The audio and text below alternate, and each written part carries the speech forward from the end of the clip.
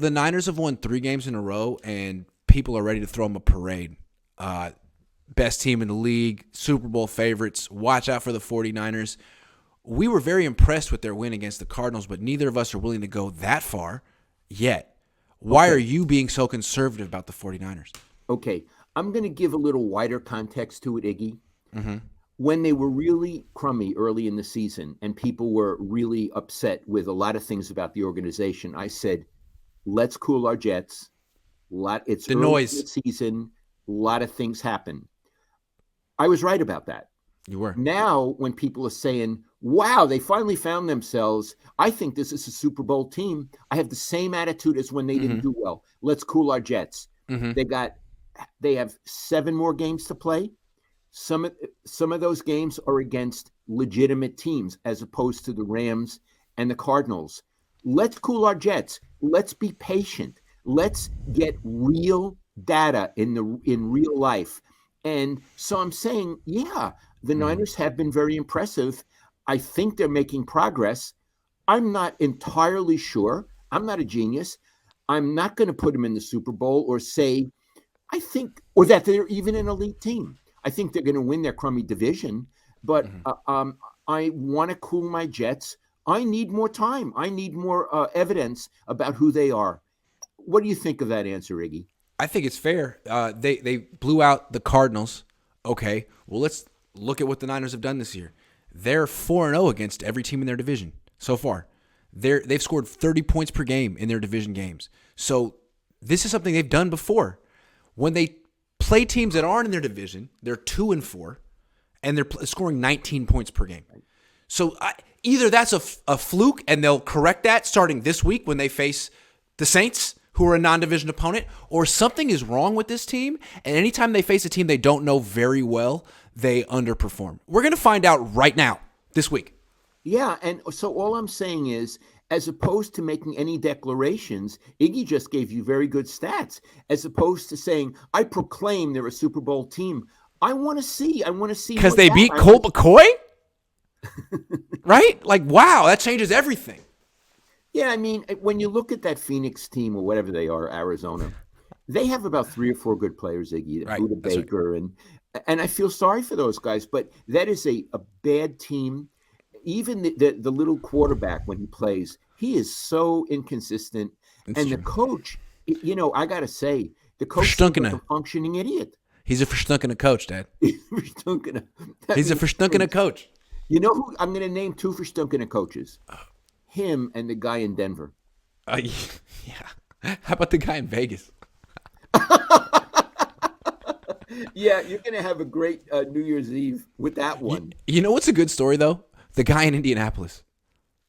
Saturday? Yeah.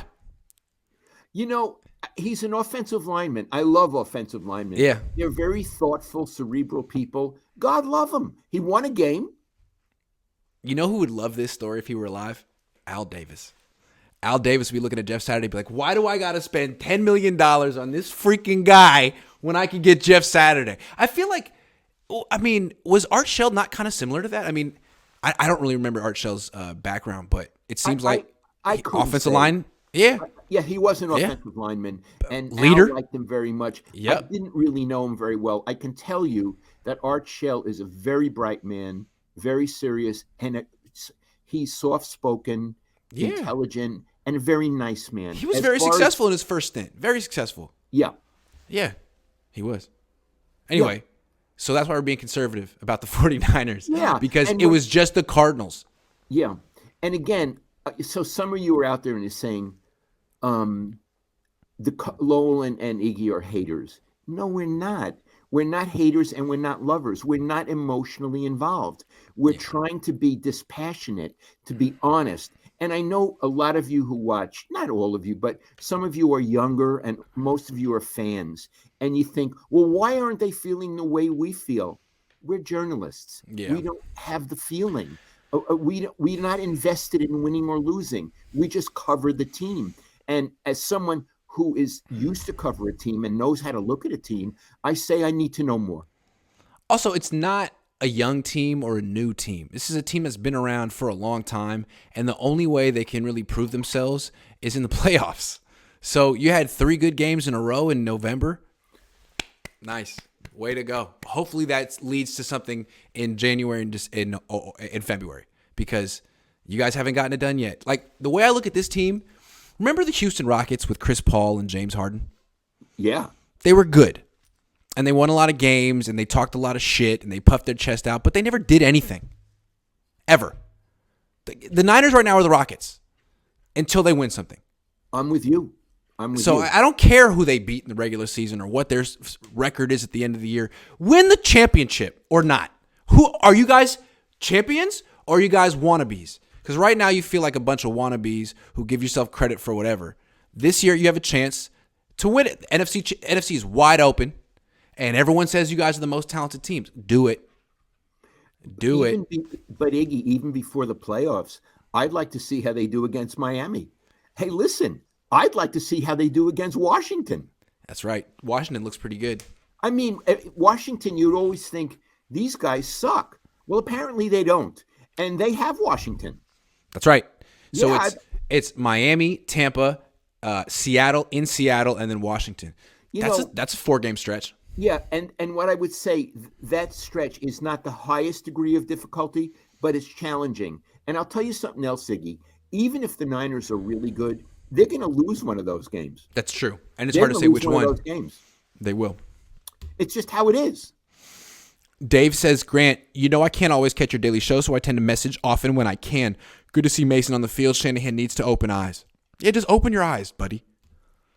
I feel like I do a better job of judging who's playing well in training camp than he does. It takes him till the season starts. Nate says, great show. Gentlemen, what is your favorite Elmore Leonard novel? Also, Grant, please invest in a pop filter. Yeah, okay. Sorry, I'm getting a new thing.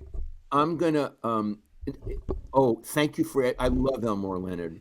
I'm going to name a few. I just finished Iggy. Rum Punch, which Tarantino made into a great movie, Jackie Brown. Rum Punch is a superb novel. Yeah. Get Shorty is really good, but I want to say some of his westerns are fabulous. Yeah. Valdez is coming. It's a great revenge novel. I love revenge stories, and the other is Hombre. So those are 4. Freaky Deaky. And what a writer! I mean, Freaky Deaky. What a wonderful writer. I'm just going to throw out Freaky Deaky as a favorite. That's a really good one. Read the first chapter, Freaky Deaky. Read the first chapter of Freaky Deaky. The first chapter of Freaky Deaky is the best thing maybe that he ever wrote. Yeah, just the first chapter. But it's a great book too. Nate, good question. James, thank you. Flave, I love how he went with that ever since we named him Flave. Whenever Grant speaks well of Jimmy, past 3 weeks since becoming BFFs, he plays well. Finally found the real issue these past years. If Grant starts hating again, he'll be letting us all down. Flave's having a good week. I want to say something to Flave. Everybody used to call you Flav, but I'm the one who named you Flave. That's right, Flave. Don't forget it. That's right, Flave. Sweet Meat Pete says White Sock Jimmy is elite. Okay. Paul Third says Jimmy had these outlier games in 2019, but we all know what happens when they play against a team who actually stops the run and has pass rushers. Yeah, that's the thing. The Cardinals didn't have either of those. Yeah, they. Your tweet was very poetic. You said he was like a guy on the beach gazing at the. I like that. I can do that poetry stuff. That was good. Dave says, "Okay, what's verstunkene or whatever?" Oh, it means stinks. It's from Yiddish. It's I'm not sure how to spell it, but it's stunk would be stink. Stunk. Dave Barclay says Josh McDaniel should be fired next. Yeah. Well, Mark already came out and said Rome wasn't built in a day. They can't afford to fire him. They don't have money. They don't have cash. Yeah. Chris says this team doesn't play for anything. There's no penalty for losing. Every good player gets the bag, and the management acts like they've won Super Bowls every year since 2019. That's pretty much been my take, but they've won 3 games in a row, so I'm not complaining. But yeah, the players on the team that play hard are the ones that haven't gotten paid yet. Ayuk, Bosa, Jimmy is working for a contract. All the guys that are working for money really bust their ass. The other ones, it feels like, we got to pace ourselves. It's a long season. Got to be ready for the playoffs. Jimmy Ward busts his ass. Hell yeah, but he's also in a contract year. I know that.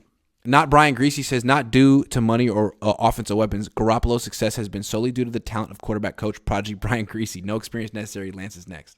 What do you think, So- Brian Greasy? So this a fan This is person, saying that, this person says he's not Brian Greasy. I think that the joke is they're trying to make it seem like they're Brian Greasy. but what the idea is that he's saying Brian Greasy is really good. He's saying that Brian Greasy's really good, and he's trying to make it seem like it's Brian Greasy saying this himself. I understand. We don't know how good Brian Greasy is. Sorry, Brian. Jose Luis Martinez says, loved your video from Mexico. Good food. I loved it really too. Good food. Thank you. Dave says, PSS 100% Kyle listens to this show. Maybe He has his good wife taste. does. Flave says, love you, lol. Or since you named me, should I say dad? You can call me dad. Okay. Antonio says, I'm Mexican. I still don't know why they boo the halftime show. That was unreal. They just booed the shit out of those guys. Don't know why. We Never have seen to anything find like out. We have to find out.